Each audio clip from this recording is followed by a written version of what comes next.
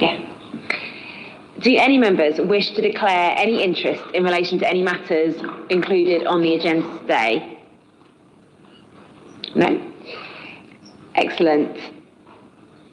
Does the Cabinet agree to retain the items listed in Part 2 of the agenda as confidential items as defined by the Local Government Act 1972, and as such to request members of the press and public and any members or officers who do not have a direct interest in the items to leave when these items are reached today? Agreed. Thank you, colleagues. Does Cabinet agree to the minutes of the previous meeting as an accurate record? Agreed. Thank you. So turning to my chair's communications, I am really delighted that we are introducing a relatively short but sweet agenda today, brimming with innovation and investment. These remain challenging times financially for local authorities across the country, but this council will remain committed to investing in transformative projects, thinking of creative ways to tackle inequality, and ultimately working towards our ambition of creating a better Brighton and Hove for all. We will always do the most with what we have and do our best to secure more funding for this city to invest in the lives of our residents. The A259 Hove Supports Laid Active Travel Scheme is a fantastic example of this approach, and I want to commend Councillor Mooten for his report today. The proposed scheme will make walking, wheeling and cycling better and safer in a key part of our city, an area which includes the amazing Hove Beach Park development and which will be home to the new King Alfred Leisure Centre, a part of our city that I know so many residents from right across the city really enjoy spending time in. An important part of our seafront and our city, and one that deserves a modern and efficient travel scheme. Our 6-week consultation asked residents for feedback on the scheme, and we were delighted to receive more than 900 responses. Almost 2/3 of those who responded live in Hove and Portslade, and it's always heartening to see so many local people keen to input into our local decision making. The results that we received showed strong support for widening pavements, better pedestrian crossings, upgrading cycle facilities and routes, and improving public spaces. A majority also felt it would improve safety for pedestrians and cyclists and make them more likely to visit the seafront, local shops, businesses and attractions. But there were also some suggestions for the ways in which the scheme could be changed and improved. And under this Labour administration, we will always listen to our residents and do our best to reflect their views. As a result, we've made several changes to the original design of the scheme, including increasing the number of parking spaces, relocating bus stops, and adding extra green space. This scheme will make a huge difference to the area, which is why Cabinet is also being asked to approve plans today to secure additional funding on top of the 4.3 million we have secured from Active Travel England to extend the scheme further to the east. This has been a genuinely collaborative project with residents and businesses helping to shape the final designs, and a great example of this council, our local businesses and local people working together to get the best outcome for everyone. Another project everyone at the council is rightly proud of is this plan that we're also looking at today for 306 new affordable homes at Sackville Road. This Labour Council is committed to increasing the number of affordable homes available to local people in our city, and this development is a key part of our efforts to deliver at least 2,000 homes by 2030, an effort that Councillor Jill Williams is leading. This scheme, which recently received planning permission, is the latest from Homes for Brighton and Hove, our partnership with the Hyde Group. This will be the partnership's third scheme, following the delivery of 104 new homes at Clarendon Place in Portslade and 242 at Denman Place in Coldine. It will include 183 council-rented homes and 123 homes for shared ownership. And the plan is for this ambitious scheme to be delivered as 100% affordable. These homes are so desperately needed in our city, and once delivered will make a significant and lasting impact to hundreds of local people and families. Everyone deserves a safe and secure, affordable and high quality home, and that is an ambition that our Labour Council and our Labour government is working every day to realise. This council will never waver in that belief, and councillors and officers should be really rightly proud of the work that has gone into this latest initiative so far. Thirdly, school admissions is something we know means a lot to families and parents across our city. The council has taken innovative and proactive steps to address long-standing educational inequalities in Brighton and Hove, and our Labour Council will continue to do so. We believe that every child deserves access to quality education, and we're incredibly proud of the work being done by our hard-working community of schools, teaching and support staff right across the city. Today's agenda item relates to school admission changes for the academic year 27 to 28, and councillors are being asked to agree a small number of potential changes which will then go out to public consultation. These include a potential change to the admission priorities for secondary schools to enable the sibling link to be applied regardless of a catchment area where a family may live, and a change to the way waiting lists are operated, as well as potential adjustment of the published admission number for 2 local schools. I'm pleased that the schools adjudicator found in our favour on the vast majority of objections that were brought to our admissions and catchment package of changes brought earlier this year. And I'm proud that as a Labour Council, and unlike the Conservatives and the Greens, we are prepared to take action on educational disadvantage. As a result, we now have one of the fairest and most progressive schools policies in the country. This is Labour values in action. Lastly, we have an item on our agenda about women's football, part of which will take place in part 2 of this meeting due to the legal requirements which are prescribed as part of the host city bidding process. The power of women's football to inspire girls and women right across our city to participate in sport and create lasting legacies is something we're passionate about. And as a host city for both the UEFA Women's Euro 22 and this year's Women's Rugby World Cup, we've already seen the amazing impact that elite women's sports can have. Not only have these events promoted the best of Brighton and Hove to people across the world and seen us welcome thousands of people to our wonderful city, they have also inspired more local women and girls than ever before to get active, and I see that in my own household. As a result, we're proud to be considered as a potential host city for the FIFA Women's World Cup bid in 2035. If the UK is successful in its bid to host the tournament, it will be FIFA who decides which host cities are selected. So for now, we will discuss today whether we want to put ourselves forward as part of that process. Thank you, colleagues. I now propose that all items are reserved for discussion. Does the Cabinet agree? Agreed. We've not received any representations from members of the public to consider today, so we will move straight to written questions from members. These questions can be found published in the addendum of today's papers. We've got 15 minutes in total set aside for member questions, and once we've reached time, I will move to the next item, and written responses will be sent for the remaining questions. However, we have only received 9 member questions for this meeting, so we may get through them all, and I will rotate through members in attendance. I think we have some members joining us online as well. So if I revert to member questions, Councillor Earthy, would you like to come forward? Thanks. Thank you, councillors. My question is about the A259 travel corridor from Hove to Portslade. Brighton and Hove City Council has allocated 2.7 million from its local transport plan, as well as receiving a 4.3 million grant from Active Travel England for the A259 Home to Portslade Active Travel Scheme. Do you agree that this 2.7 million would deliver more benefit for more people if it was spent on filling potholes, resurfacing roads that have failed, unblocking road drains, and reversing the 30p increase to the £1 short hop bus fare? Thank you.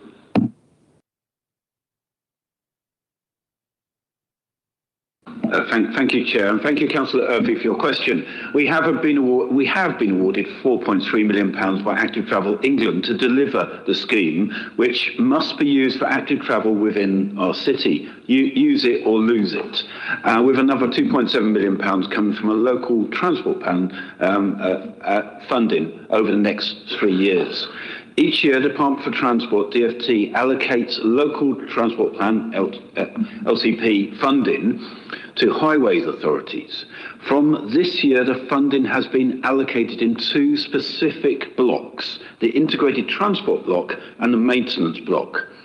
So the 3.083 million integrated transport block granted to Brighton and Hove City Council provides match funding to deliver a programme of active travel schemes, including the A259 active travel corridor scheme. The 5.283 million capital maintenance block grant funding for our city will deliver priority planned maintenance of roads, footways and drainage facilities, which is exactly what we are doing. The A23 Tongding Lane to Preston Park presently, Ditchling Road just this past week, Dyke Road working nights this week, Sackville Road coming soon, Portland Road, Manor Road, Queen's Park Road done, Shirley Drive done, Old Shoreham Road in part resurfaced, Viaduct Road, Union Road, Terminus Road, Buckingham Place, Hangleton Road, Boundary Station Road and more are being resurfaced, and we are getting on and doing it. As part of the A259 active travel scheme construction, some roads and footpath resurfacing will take place along this route, along with drainage improvements and traffic signal upgrades. So that money will be used for the purpose exactly intended. So on the other matter raised, our continued commitment to supporting bus fares is funded from our Bus Service Improvement Plan BSIP grant allocation and not LTP capital funding. Thank you. Thank you. Thank you, Councillor Earthy. I'm going to ask Councillor Hill online to give us your questions. Hi there. Can you hear me okay? Yes.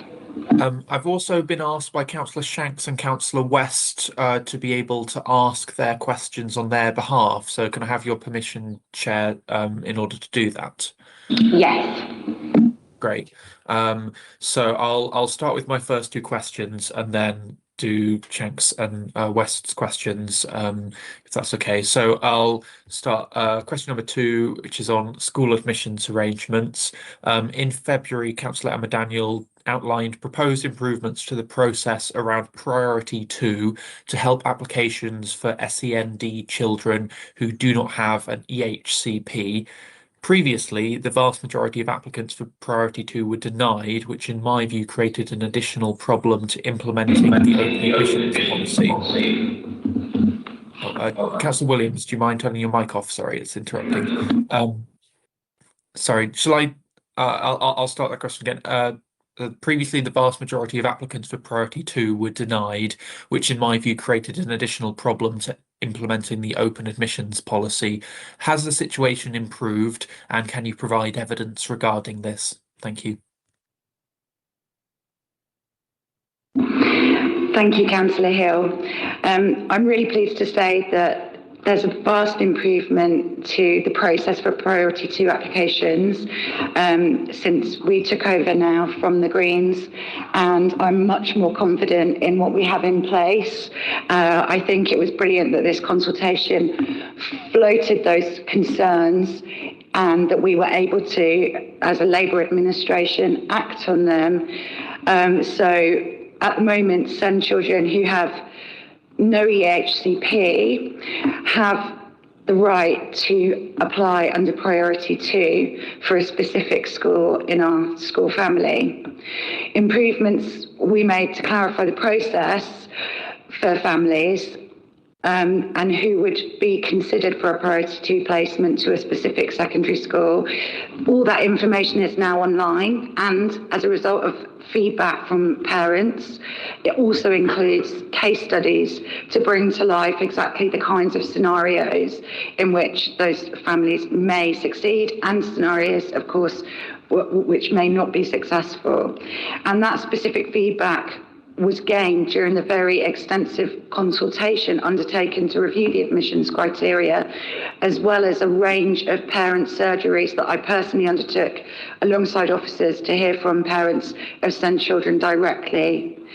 This guidance was then consulted upon via a commission service, Amaze, and the Parent Carer Council. And I'd just like to extend my personal gratitude for their input and support in getting this reviewed guidance to a place that we can have confidence in. Secondly, a multidisciplinary panel is now in place to hear cases, again, as a result of that feedback, that it contains professionals with specialisms in various areas that may arise during that application process, including neurodivergence, child mental health, and the issues of young carers, so the carers centre being involved. The information is all clear on the website and much clearer than before, and it explains the decision-making process. This represents a direct improvement in terms of the clarity of the process, and I'm really proud of that collective effort. If you want to find that, I can send you a link, but if you just go onto our website and search priority 2, it comes straight up. The success of the policy update and the communication of that policy update and all of the information that's gone out cannot simply be measured in terms of the level of applications that are accepted and denied. What's important to measure is the quality and robustness of that decision-making process, so that parents can be assured that their child's need will be fully considered when making that application. Having said how pleased I am with all the improvements, I would also like to add that we will continue to maintain our commitment to learning from feedback from parent carers, and we will review if necessary if barriers arise in accessing that part of the school admissions process in future. Thank you, Councillor Daniel, and for all your work on this. Councillor Hill, your next question. Thanks. My question number 3 is why has the administration chosen to keep the open admissions criteria at 5%? In February, it seemed as though the plan was to increase the percentage to something like 20%, though I understand that this hasn't been yet fully implemented. Is that still the case? Thank you, Chair. Thank you, Councillor Hill, for your question. Obviously worth reflecting, as we will later in the report on school admissions, that the adjudicator reviewed multiple objections to our admissions process, and they concluded that the arrangements were not unreasonable, neither was there any unfairness, or that the arrangements would be indirectly discrimination, which is a great result for the administration and everyone who voted for those changes in admissions. And I've paid tribute to Councillor Sykes, who's in the chamber, Councillor Macleay and Councillor Shanks, who had the bravery to vote for a changed system and a fairer system. Councillor Hill, who I like a lot, talks a lot about fairness and equality, but you actually have to vote for this stuff when it comes, and you actually have to put the effort in to get it there. Making change is really hard, and I found it really hard, but it was something that we believed in and something we've changed for the city to make it fairer. In terms of open admissions, we never said we would increase it at all. We said we would certainly look at the impact of the policy and assess the policy and keep it under review. We'll obviously getting in applications which have now closed for next year. We'll have a look at those numbers in future years and consider the policy in the round, but it will be really important to properly assess the impact of the policy on a systems-wide basis. But we're very pleased that we've brought in what we think is a much fairer school admission system. Thanks, Councillor Taylor. Councillor Hill, I suggest you go now to Councillor Shanks' question, and then if we've got time, we'll come back to your third question. Is that okay? Yeah, absolutely. Councillor Shanks' question is, I guess, relating to Councillor Taylor's point. The school adjudicator's report does not allow the council to reduce the PAN of Blatchington Mill and Dorothy Stringer. What implications will that have for school numbers and the council's attempt to address issues of inequality? Thank you for the question. Obviously, we were pleased that overall the adjudicator upheld most of the admissions arrangements, the PANs, as you say. We were disappointed that they were not able to be reduced, but we of course respect the decision. It's interesting that they noted that, and I quote, whilst reducing the PANs at these two schools appears to be needed in the longer term, doing so in 26-27 is premature. So it's a balanced judgment, and they're acknowledging the overall situation of falling numbers. To answer your question, the likely consequences of this decision is that we'll have lower numbers of pupils attending some of the other schools across the city, although obviously we'll have to wait to see that in the final allocation numbers that will be published next year. In terms of education inequality, I think it's very difficult to say at this point, although as a general principle, it's a better outcome if our smaller schools receive a number of pupils that's closer to their overall PAN. So obviously we don't really want a situation where some schools are getting very much lower numbers of pupils. That's not good for their budgets and for their offer, but clearly we have to wait to see what the overall numbers are. Thanks, Councillor Taylor. I'm actually going to jump to Councillor Sykes because Councillor Sykes is here in the chamber, so I want to give him the opportunity to ask his two questions, and then if we've got time, we can come back to you, Councillor Hill, with Councillor West's question. Thanks. Thank you very much, Chair. Yeah, I've got two questions. First one about homes for Brighton and Hove, Sackville Road Trading Estate. Given the lamentable performance of the building safety regulator, and that's not me saying that, that's the construction industry, contractors, designers, architects who are saying that, the lamentable performance of the building safety regulator in its consideration of Gateway 2 applications for work on high-rise buildings and the acknowledged risk of delays and additional costs in this project on Sackville Road Trading Estate. Because of this, what representations is the administration making with the government and the regulator? Thanks. Thank you for your question. Thank you, Chair. Yes, we do. We share your concerns with the delays associated with Gateway 2 building safety regulator approvals. These delays are affecting high-rise residential properties across the country and including our own. For us, high-rise residential buildings, we've recently had Gateway 2 approvals for two of our schemes, and we're preparing several other applications with our procured partners who are ensuring that we have a complete application prior to the submission. And this will help to avoid unnecessary or additional delays. We are pleased and we do welcome recent government actions to reduce delays and address the backlog. And particularly for Gateway 2 applications, the delivery of safe, high-quality homes and maintain rigorous safety standards post-Grenfell tragedy is very important.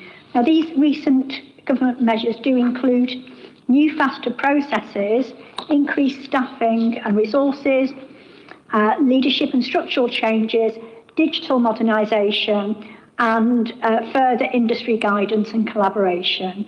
We do remain in contact with East Sussex Fire and Rescue Service regarding our council-owned high-rise residential buildings, and we carry out regular surveys, compliance checks to ensure that we identify any issues at the earliest opportunity to enable us to engage and submit any applications in the correct format and as speedy as possible.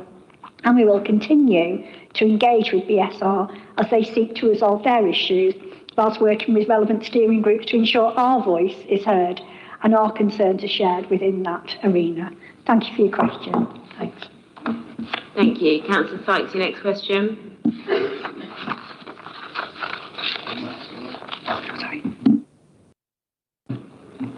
Thank you, Chair. This is 8259 Hove to Portslade Active Travel Scheme. The report mentions the transfer of Active Travel England funding from other projects to support the increased costs of the Hove to Portslade scheme, and this transfer principally affected the planned Palace Pier to Hospital Active Travel Scheme along Marine Parade. What's the status and timeline of that scheme now? Thanks. Thank you, Chair. Thank you, Councillor Sykes, for your question. The Marine Parade remains a high priority route as identified in the city's approved Local Transport and Walking Infrastructure Plan, or LCWIP. Funding provisionally earmarked for Marine Parade was insufficient to fully deliver such a scheme. With agreement from Active Travel England, our focus at this moment are the A259 sections outlined in the report, where we are keen to provide a gold standard design which will be will better align with national guidance. The Council's ambition is to provide a high quality cycle facility all along the seafront between the marina and the western boundary of the city, and will include Marine Parade in due course. Today's report proposes we do work back to bring this higher standard that was put further east to put in some haste previously. We remain committed to our aspirational CWIP as referenced in our City Transport Plan 2035 as consulted on over this summer. Thank you. Thank you, Councillor Sykes. Thank you, Councillor Eaton. We have run out of time for Councillor West's question and Councillor Hill's third question, but you would, of course, receive written responses in the normal way. There have been no matters referred to Cabinet for our consideration, so that brings us on to representations from opposition. representations from opposition members, and Councillor Hill, I believe you have a representation on item 70, school admission arrangements. You have up to 3 minutes to present, please. Thank you. So I guess to respond to Councillor Taylor's points, obviously I can't speak to whether or not, my own actions were courageous or not. It's ultimately for others to assess that. What I would say is that at the time of the meeting in February, there was a discussion about having discussions outside of public council chamber with central wards most affected by the proposals that were cross-party, and I think that there's still a benefit to doing that. Obviously, I represent Roundhill Ward, where there's significant opposition to the proposals around open admissions, and that's something that I do have to, as a local councillor for that area, reflect. Particularly I felt when there were people who had children who did not necessarily come under priority 2 because of the fact that they hadn't gotten an EHCP, and they felt really concerned about the proposal, and so I did feel a need to represent them in my opposition, and that is a different thing to having a principled objection to open admissions, which is something that I don't have. So I hope that you can recognise that there's cross-party, focus on reducing inequalities in education, and ultimately the door is open if you do wish to discuss this in a cross-party manner. I think that I would share actually the disappointment at the PAN reduction, and indeed I support the proposal, which I think I mentioned actually in my speech in February, the need to enable that sibling link to be applied regardless of catchment area. I think that's a very positive change. We don't want to have a situation where unnecessarily people are having to travel to different schools to drop off their kids. It adds an extra load to a lot of families, and so it's important that we have that sibling link in all cases. Regarding Downs Junior School, on a separate topic, I do want to mention that from contacting the school, they have been broadly supportive of the PAN reduction. So I think it's important to reference that. I would also say that from other conversations with parents, the guidance around admissions, they've said there's still a lack of clarity for a lot of parents, and they'd like to see work in simplifying the guide. I think Councillor Daniel was correct in saying that we can't just look at the numbers in terms of whether or not the priority 2 process is being successful, but I do think that those numbers will be important in informing how to move forward. I think that work needed to happen, and it's good that positive work has been taken to change that process, but I think to say that this is something where we can draw a line under it isn't the case. Not that you're saying that, but I think that is something where we do need to look at those numbers and engage with parents if there are still concerns. So I hope that we can work cross-party over this and continue to work towards reducing inequalities in education. Thank you. Thank you, Councillor Hill. I'm going to move us now to our first report today, which is the A259 Hove to Portslade Active Travel Scheme consultation, and I'm going to ask Councillor Eaton to introduce the report. Thank you, Chair. It is a real pleasure to bring to Cabinet today the outcomes from the public consultation on the A259 Hove to Portslade Active Travel Scheme.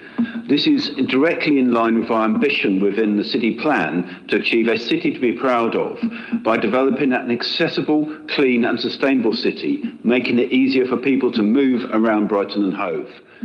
Before I was elected in 2023, I saw genuine tension between cyclists and motorists due to poor design. I witnessed car and van drivers shouting at cyclists, fueled by 2 polemic campaigns fighting over whether to keep or remove a poorly designed cycle route in our city. May I remind you that the Green administration before us had a plan for the A259 to take out the whole vehicle lane solely for the westbound cycling, demarked by wands in the road as they did along much of the seafront further to the east.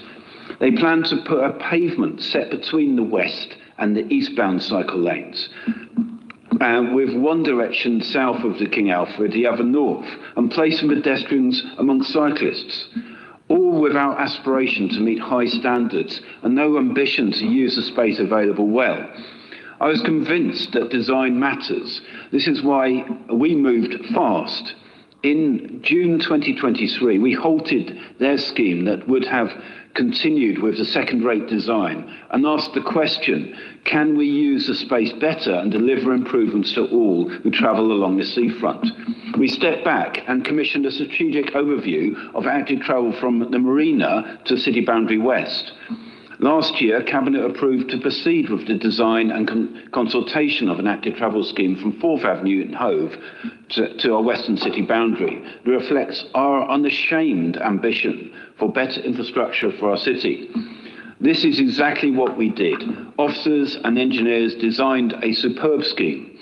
It is great for cycling, but was not the sole focus.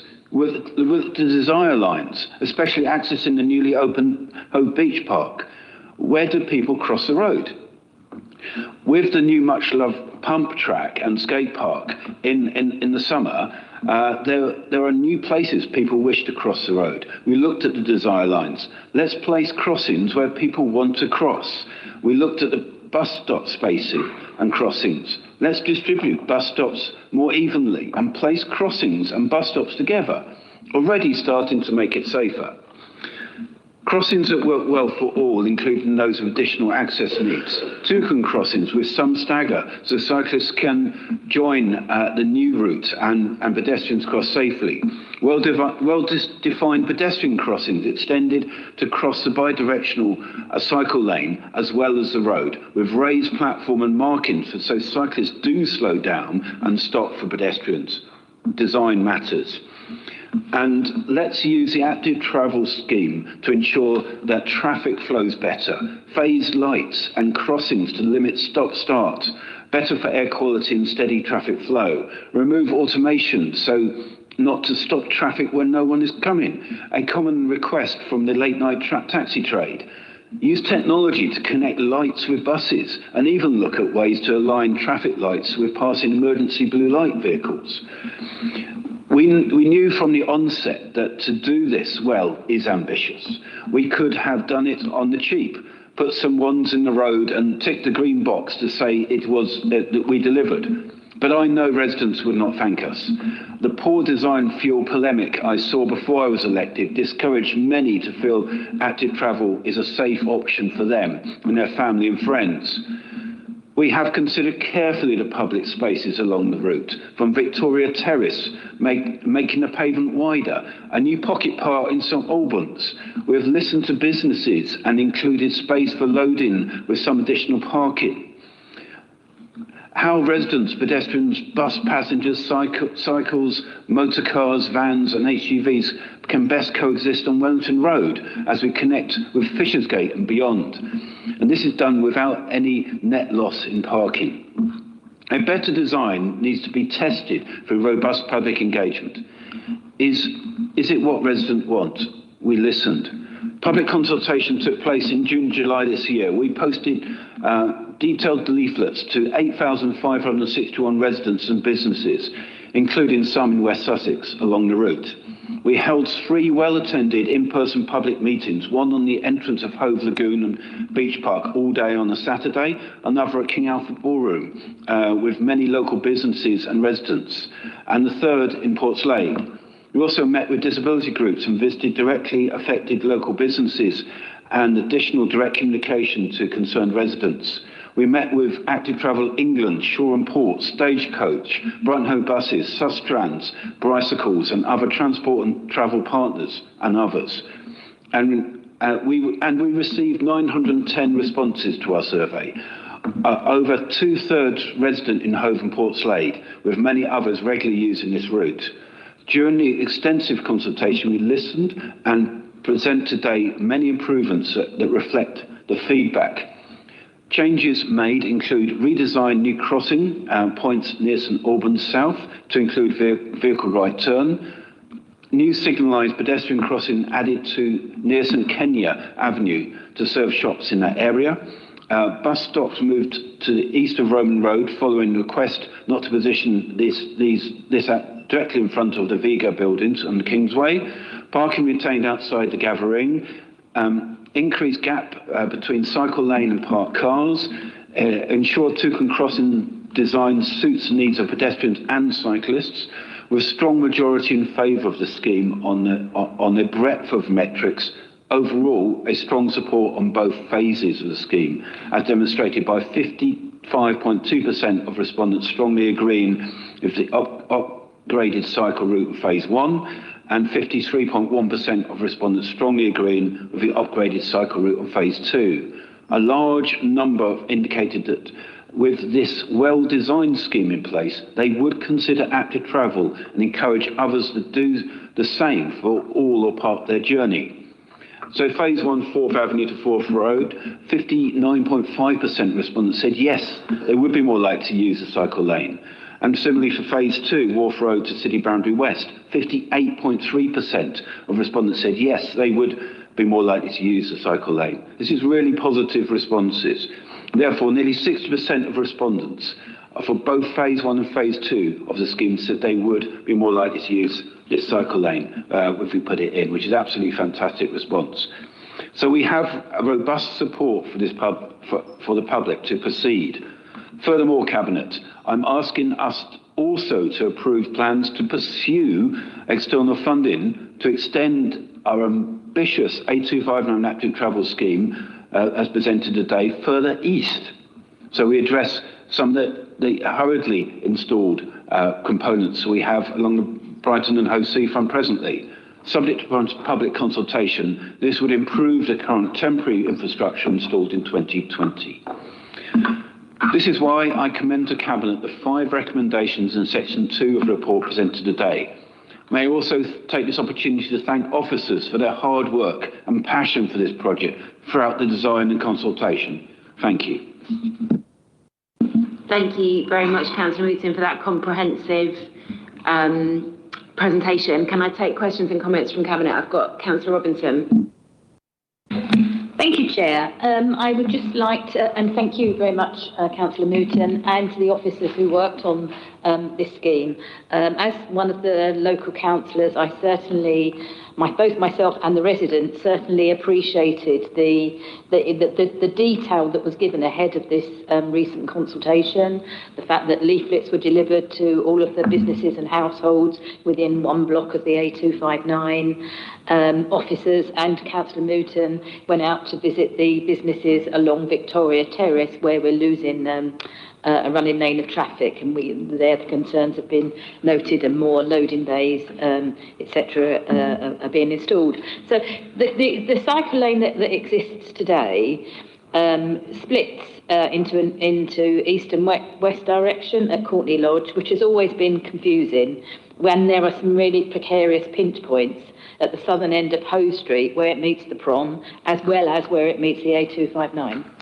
With the new King Alfred Leisure Centre being built slightly closer to the sea in that area, it's even more important to have this cycle lane moved to the bi-directional one on the A259 as presented, safer for pedestrians, cyclists and car drivers, safer for everybody. As Councillor Wooten was saying, the scheme is very well considered with wider pavements, a pocket park, common sense place road crossings, etc. So we listened to the consultation comments and made changes accordingly. So thank you. This will be great for our local area. Thank you, Councillor Robinson. I've got Councillor Allen. Thank you, Chair. We live in a busy city with cars, vans, buses, cycles, taxis and pedestrians all vying for space on our streets. Labour will look for better ways to control traffic, one of the causes of Brighton Hove's poor air quality, causing health problems for individuals and the planet. We will support the city's bike hire scheme that Labour introduced and look to widen our cycle pathways and network after proper consultation with residents. Now that's reading verbatim from our manifesto we were all elected on in 2023, which Councillor Wooten is now doing a sterling job of pushing through. And I think that those last few words, after proper consultation with residents, is really important, and it's what sets us apart from other factions within the city that that caused a lot of reaction when these kind of things were introduced in a slapdash way in the past. And that's why I really think this consultation has been gold standard, especially in a context where capacity and resources is very stretched for things like this. So it's been really appreciated clearly on the ground with residents, with local ward councillors, and now hopefully here.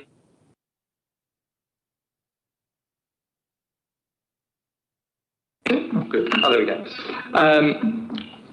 I mean, the public consultation shows favourability, which is a big green flag in and of itself. And I just want to take a step back and acknowledge, how much this administration is doing for the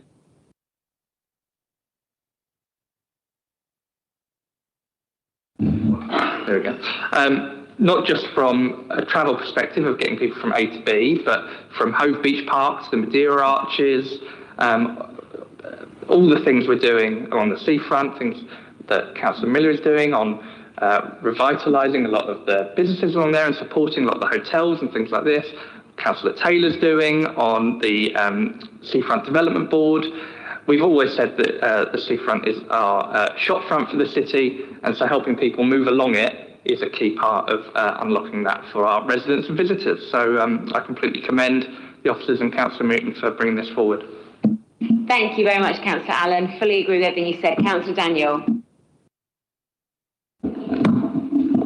I think it's really hard to go back in time to when we were first elected, when you listen to Councillor Newton presenting this paper today. But I was reflecting on the journey that we've taken. When we were first elected, there was a very heated view that there was a bike versus car, almost warfare in public conversation. And this scheme in particular was viewed with outright suspicion and cynicism by the public because of that atmosphere that had been whipped up.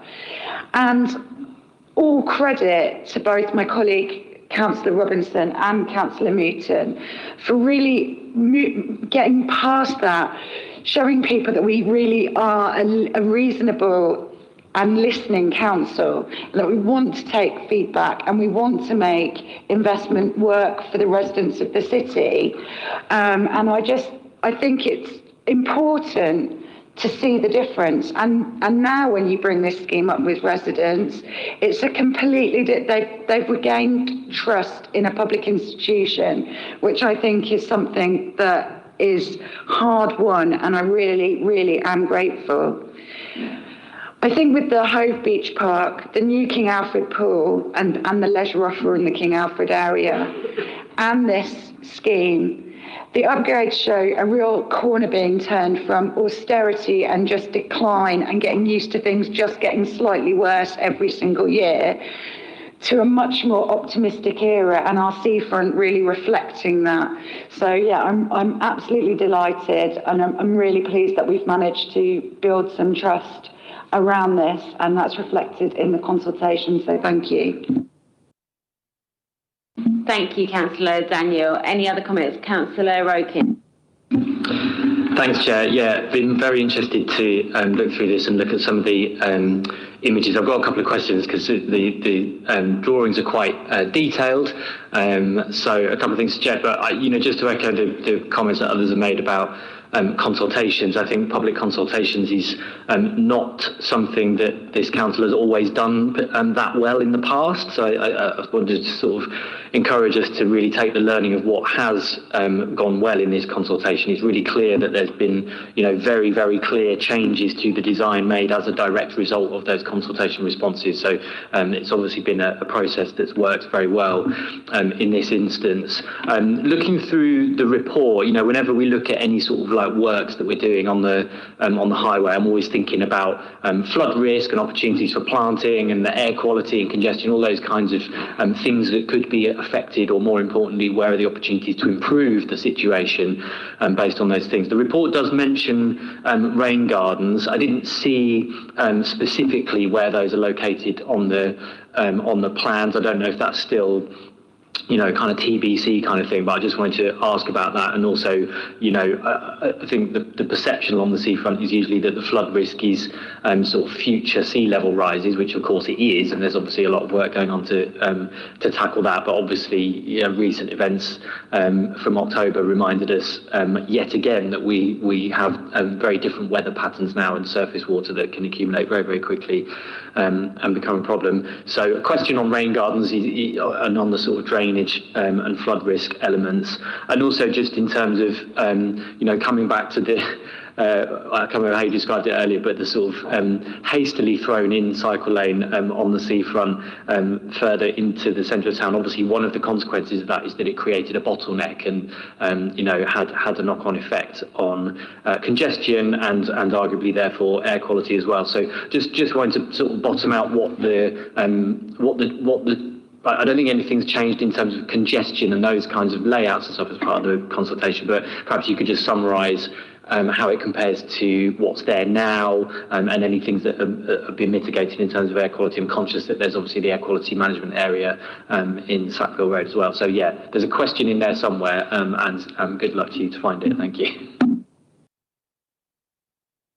Thank you for the Chair, and thank you, Councillor Rokin, for your question. Thank you, Councillor Daniels, Councillor Allen, and Councillor Robinson for your points as well. I certainly wish to thank and agree with Councillor Daniels that rebuilding trust is hard won. As I said in my presentation, that clear polemic before we were elected, I saw so often cars, car driver, van drivers, cyclists shouting at one another. It was awful. And that move away from that, and that's my point really, is design really matters. And that comes back to your point, Councillor Rokins, is that what we've got in at the moment further east from this scheme are ones in the road, a whole lane being used for one direction of cycling. And we tried to move away from exactly that in this scheme by saying, look, we can put bi-directional routes in, use the space effectively as possible. And what this paper does present, provided we can get funding for it, is actually go back and look at that section further to the east. And say, how can we better use that? Because you're absolutely right to highlight, if we have congestion along this part of the seafront, it does create and does associate with poor air quality. And so the flow of traffic is very, very important. You raised that point about the air quality management area and reference to Sackville Road. It is further up from here, but we can certainly look at the knock-on effects within this and to ensure it doesn't create a congestion at this location. I don't believe it does, but we can double check that. In terms of drainage, as I highlighted in my response to Councillor Urphy's question earlier, we are using some of the LTP funding, which includes improving drainage of this route. So as we're digging up the road and reshaping it along this section, we can enhance drainage. And it does reference rain gardens. We look at opportunities not just to ensure we've got drains you can't see, but maybe look at how that can enhance the look and feel of the space as well. So there's some work to do on that, but we are putting in the pocket park at St Albans, and I believe there is ways to enhance some of that drainage in association with that pocket park, which I know the community is particularly looking forward to, and it's one of the things Councillor Robinson said was a very high priority for this scheme, so we've made sure that is included. I'm trying to check if I've got all the points raised, but yeah, I really just want to concur with everyone that's responded to this and saying that I believe there is a change. If we do things well, we can bring everybody on board. And I think perhaps the emphasis in my presentation and in response to some of the questions is this isn't a cycle lane. This is, I want to move away from it. It's not a cycle lane. It is an active travel scheme which enhances all different ways to move around this space. It's more accessible, better crossings, better flow of traffic, better for pedestrians and those people with accessibility needs. And it considers the trading environment and in access to the sports facilities and the beach park. It's all integrated, and that's why we wanted to step back in 23 and make this better, and I believe this scheme does that. So thank you. Thank you, Councillor Mooton. Any other comments or questions from colleagues? Councillor Miller.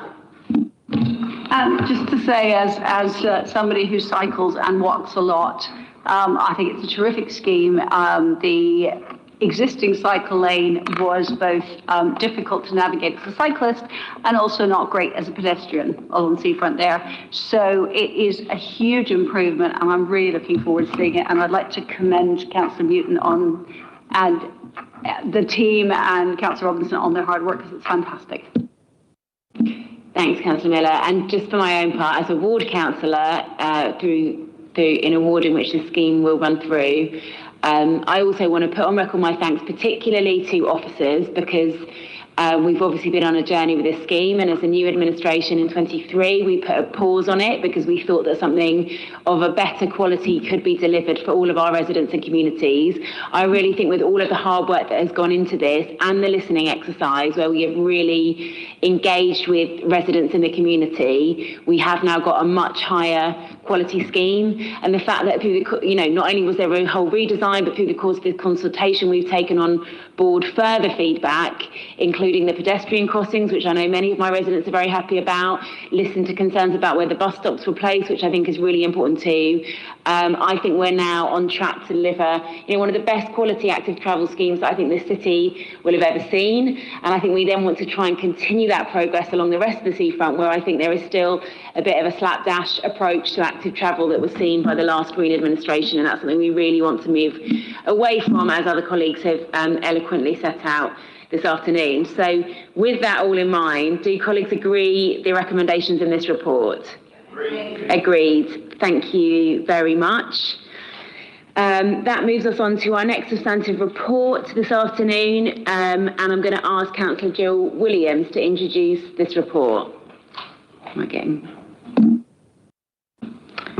Thank you, Chair. I'm very pleased to introduce this report. The Sackville Trading Estate project is a flagship development within our Homes for Brighton Hove partnership with Hyde Housing, aiming to deliver 306 new homes. And most importantly, 183 of those homes will be at social rent. And even more importantly, will include 1, 2, 3 and 4 bedroomed homes, much needed, plus 15 disability homes as well. So this is really important for the needs of our city, so I'm really pleased about that. This is great. So it does reflect our commitment to truly affordable housing, placemaking and inclusive growth, transforming a key site into a vibrant, sustainable community. It was discussed and agreed at the last Homes for Brighton Hove meeting. Members endorsed the opportunity and improved the funding to for the project. And I'm really pleased to say the scheme also received planning approval at the 5th of November meeting of the Council Planning Committee. Now, I know it's been raised about the overall budget has increased by 2.6 million.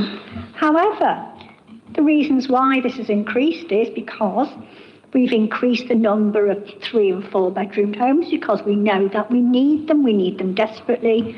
Everybody's mailbag is full of people desperately asking us for these larger homes, so we've done that. We're increasing the window size in some of the homes because it enhances the quality of life of the inhabitants, and this is really important. And we're also introducing play and food growing areas, because this isn't just a place to live, it's a place to thrive and to enhance the quality of life of the future tenants. It's very important that we create these lovely environments, so I'm really, really pleased about that. It's a development, it's a cornerstone of the Council's wider placemaking approach for Brighton Hove, and it's aiming to create a vibrant, inclusive neighbourhood that responds to the city's evolving needs. So it's not just about delivering new homes, it's much more than that. It's about delivering sustainable communities, enhancing the quality of life for the residents and the public realm as well, and ensuring that these new developments integrate with the existing local character and the infrastructure of the area. And I do hope the Cabinet approves the recommendations. Thank you, Chair. Thank you so much, Councillor Williams, and what a great set of updates in terms of how this project has progressed. And absolutely noted what you say about how the relative increase in costs, which we're to discuss and decide if we want to approve today, have actually been about not only increasing the size of the property, so more 3 and 4 beds, like you say, also looking at larger window sizes, play and food growing areas, making sure that we are really building communities and high quality homes for people to not just live in, but to be able to thrive in and live really happily in. So I'm really grateful to see those improvements to the designs. Comments and questions. I've got Councillor Taylor. Thank you, Chair, and thank you, Councillor Williams, and then also obviously the officers of the council and the joint venture for working on this big project. And it is a big project, and I was very pleased to see it get planning permission the other day at committee. And it's worth reflecting on, what this represents, which is a large set of new units in the city, and importantly, a big chunk of social rented units in the city. And I think it's in a great location in that stretch of Hove. It's obviously not too far from the train station, so well connected for transport, well connected for schooling. And it's worth reflecting on our overall strategy as a council, which is to buy and build social and affordable houses in every corner of this city to get us out of the housing crisis. We're just responding at the moment to a Daily Mail query that we're happy to respond to about saying, why are you putting social houses in Rottingdean? We're very proud to put them in Rottingdean and indeed every area of this city. Totally outdated concept that we should have social housing only in certain areas. No, social housing is something we should all be proud of, and it should be in every area of the city. We should have mixed communities, and we should reach a situation, one, where we fix the abysmal housing crisis that we've inherited in this city and in this country, and to a place where people don't even know the difference as to whether you live in social housing or not, or private rented, or in privately owned accommodation, where there isn't a judgment about what type of units you live in. And we're going pretty fast on this, and we're going further than previous administrations, and we're doing lots of different things. We're building these new big developments, including Moulscombe Hub, that's about to progress even further. We're also buying, and we're also, importantly, converting our council assets to family homes. Let's just have a little look at some of the things that we are doing. Former Oxford Street housing office is being refurbished to provide 10 homes. Palace Place converted to provide 11 units of temporary accommodation. Shenfield Way converted to provide 3 units of housing. Hangleton Way refurbished to provide a family home. The Slipper Baths, previous use as a operational building, converted to provide 11 units. That's in planning.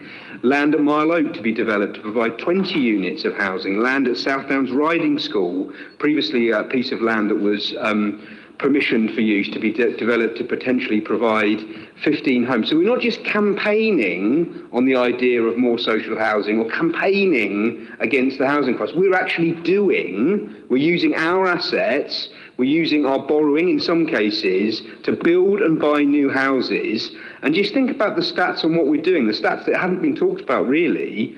In terms of acquired units, we're doing something like 10 times per year versus what is now being sold off under right to buy. Those numbers have really dropped in recent years. We're only selling off about 10 a year, 10 too many in my opinion, but separate point. And we're building 10 times that in terms of social units. Now, would we like to do 20 times, 50 times? Of course we would.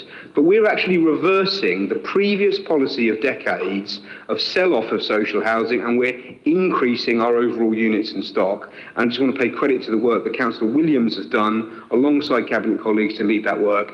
And I'm supportive of the additional funding that is required to unlock this major development. Thank you. Thanks, Councillor Taylor. Any other comments or questions on this report? Councillor Robinson. Thank you, Chair. Yes, this is absolutely fantastic, and I'm delighted to say I'm a member of the Planning Committee, so I was involved in this approval that happened last week. All I can say is what a fantastic joint venture, and I can't wait to see more developments like this come forward. The combination of Councillor Williams and Councillor Taylor with his money head on, I'm sure we'll have lots more of these to come in the future. Thank you. Thank you, Councillor Robinson. Councillor Okins. Yeah, just briefly, couldn't agree more with what's already been said. We can't have a situation where we've got social housing, tucked away on the outer edges of the city. It's got to be much more mixed up than that. And to get to a place where it doesn't matter and nobody even considers it or whatever is obviously where we want to get to. Just reflecting as well on the need for more 3 and 4 bed properties. I don't think I'm alone in saying that in my casework, one of the most common issues that I come across that are housing related are, families of 5 in a 2-bed flat or whatever, and the need for it's not just an on paper need for 3 to 4 bed flats. I'm sure we've all met residents who are desperate to move into more suitable accommodation. So it's great to see more of these coming on stream, and to have 183 additional social housing units, but a whole development of 306 that is all affordable in some way, shape or form is obviously a very good thing. So pleased to see it coming through. Obviously an increase in funding is an increase in funding, but it's well worth it. It's exactly the kind of thing we should be spending our money on. Thank you, Councillor Akins. I've got Councillor Mootin, and then I'll come to Councillor Robbins. Thank you, Chair, and thank you, Councillor Williams, for presenting this paper. It's genuinely exciting and very positive. As Goldsmith Ward Councillor, where this is located, I certainly do welcome this new and affordable and social homes within the Goldsmith Ward is very much welcome, but very much considered location-wise. And I want to emphasise its very prominent and perfect location in terms of public transport. It's you've got directly outside this, with brand new bus stop has been installed. We've got the 5A and the 5B already stopped there, and as of this autumn, the 3X stops there as well. So it's particularly well located for access to the city, for across the city, all the way from Hangleton through to universities, up to Patcham, Hollinbury, etc. So a very, very strong location for public transport, and particularly encouraging family homes. It's a great location to access many of our secondary schools from that location because of the public transport, but it's also a 15-minute walk from two railway stations. In fact, you've got Hove Station, which is a mainline station with stops to London and to the west. But also you've got the more local train station at Aldrington, which is less frequent, but also a very good facility. So I just certainly think, certainly want to encourage those people that choose to live here to think about public transport as an option. I think it's very incredibly well served, and I think location is great for everybody who might live there, including families. So thank you. Yes, Councillor Williams. Yes, thank you for raising that. Now last year, you promised to stop using bailiffs and boot the bailiffs and stop using... Excuse me, you're interrupting this meeting. You're interrupting a meeting. You're interrupting our investigation.